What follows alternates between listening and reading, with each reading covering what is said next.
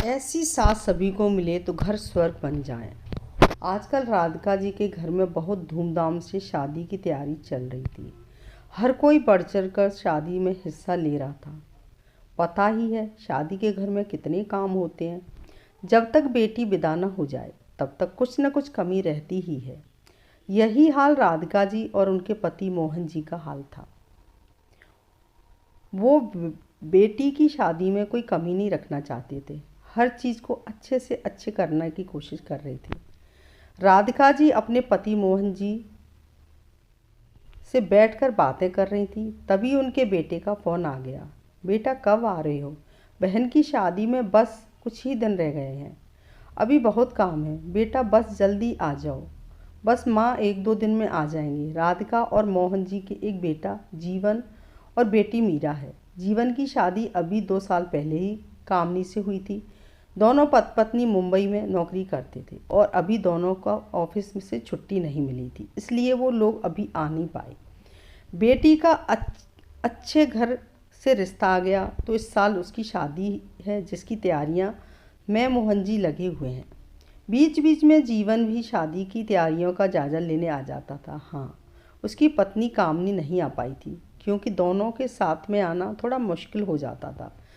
कामनी ने अपनी सास से कहा, मम्मी जी आपके या मीरा के लिए कुछ सामान लाना हो तो मैं लेती आऊँगी, आप बता दीजिए। पति के हाथ से फ़ोन लेती हुई कामनी बोली, क्योंकि कामनी और उसकी सास का रिश्ता सास बहू का नहीं, एक दोस्त का था। कामिनी हर बात बहुत आसानी से अपनी सास से कह लेती थी। नहीं बेटा, बस तुम अपनी तैयारी करके आना, यहाँ तुम्हें कुछ लेने का समय नहीं मिलेगा, अभी बहुत काम पड़े हैं, आकर तुम भी बिजी हो जाओगी। मम्मी जी मैंने तो हर फंक्शन में पहनने के लिए ड्रेसेस ले ली हैं, साथ में मैचिंग ज्वेलरी और चूड़ी सेट भी ले लिए हैं। बच्चों की तरह चहकती हुई कामनी बोली, हाँ भाई, दुल्हन की भाभी हो, सबसे सुंदर तो लगना ही चाहिए। चलो ठीक है बेटा, फ़ोन रखती हूँ, तुम लोग अपना ख्याल रखना, बस अब जल्दी आ जाओ। जिस दिन दोनों की फ़्लाइट थी, फ़्लाइट के कुछ देर पहले जीवन का फ़ोन आया, पापा कामिनी नहीं आ पाएगी, उसकी मम्मी को हार्ट अटैक आया है, उसके भैया भाभी को दूसरे शहर से आने में वक्त लगेगा क्योंकि वो लोग बिजनेस की वजह से आउट आउट ऑफ सिटी गए हैं। तब तक कामनी को उनके साथ हॉस्पिटल में रहना पड़ेगा। हमारी फ़्लाइट आज शाम की थी, इसलिए मैं ही अकेला आ रहा हूँ। इतना सुनते ही मोहन जी भड़क उठे। ऐसा कैसे हो सकता है कि ननंद की शादी में बहू ना आए?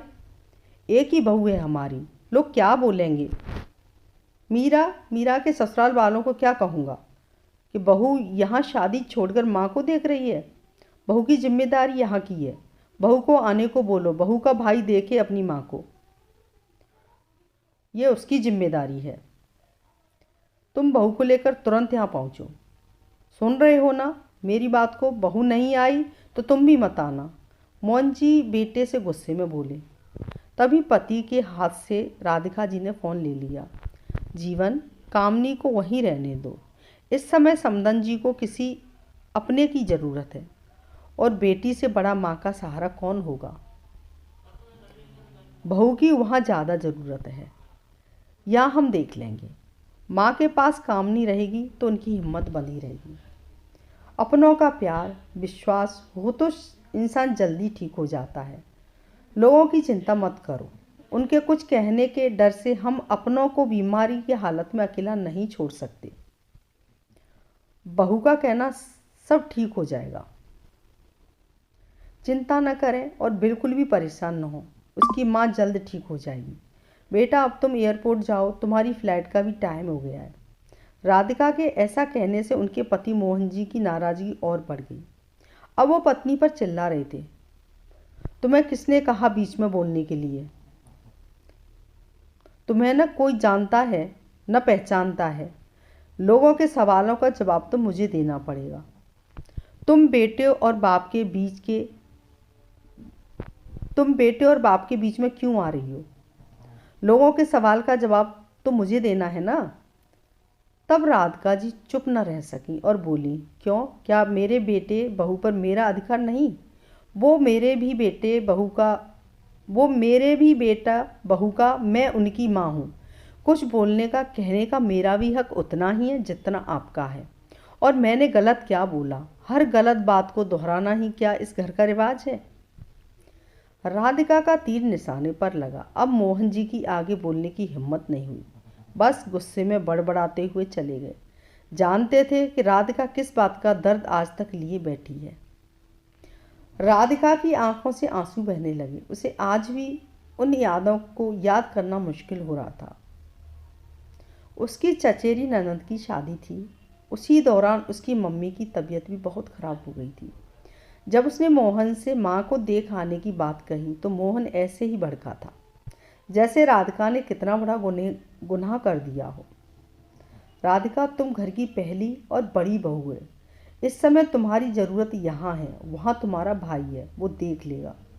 तुम्हारा फर्ज पहले ससुराल के लिए है, न कि मायके के लिए। उसने बड़ी आस भरी नज़रों से सासू माँ की तरफ देखा, पर उन्होंने भी उसका साथ नहीं दिया। पूरी शादी में अपने आंसुओं को छुपाकर होठों पर मुस्कुराहट बिखेरना कितना मुश्किल था, वही जानती है। अगले दिन उसे अपनी मम्मी के देहांत की खबर मिली और उसको ये अफसोस जिंदगी भर रहेगा। वो अपनी माँ से मिल सकती थी, लेकिन उस पर जिम्मेवारियों का बोझ डालकर मना कर दिया गया था। ऐसा नहीं था कि वो बहू के न आने से दुखी नहीं थी, लेकिन फिर भी वो चाहती थी कि कामनी अपनी माँ के पास रहे, क्योंकि माँ सिर्फ बेटे की जिम्मेदारी नहीं होती, बेटियों की जिम्मेदारी होती है। और एक बेटी से वो ये हक नहीं छीन सकती थी। वो नहीं चाहती थी जो उसके साथ हुआ वो बहू के साथ भी करे। आज भी उसकी आंखों में आंसू थे, मगर खुशी के। उसे खुशी थी कि उसने अपनी बहू का साथ दिया। उसकी बहू को उस दर्द से नहीं गुजरना पड़ा जो उसने स्वयं भोगा था। लेकिन ये बात वो अभी भी समझने में असमर्थ थी कि बहू हो जाने से बेटी की अपने माता पिता के लिए जिम्मेदारी खत्म कैसे हो जाती है। बेटों की तरह बेटियां भी तो माँ बाप की जिम्मेदारी उठा सकती हैं ना, क्योंकि माँ को खोना क्या होता है वो राधिका जी बहुत अच्छे से समझती थी। शादी के बाद एक बेटी की जिम्मेदारी बस ससुराल नहीं होती, वक्त आने पर वो माँ बाप की जिम्मेदारी भी उठा सकती है, पर कई पाबंदियाँ हमको वो उठाने नहीं देती है। दोस्तों, पोस्ट कैसी लगी?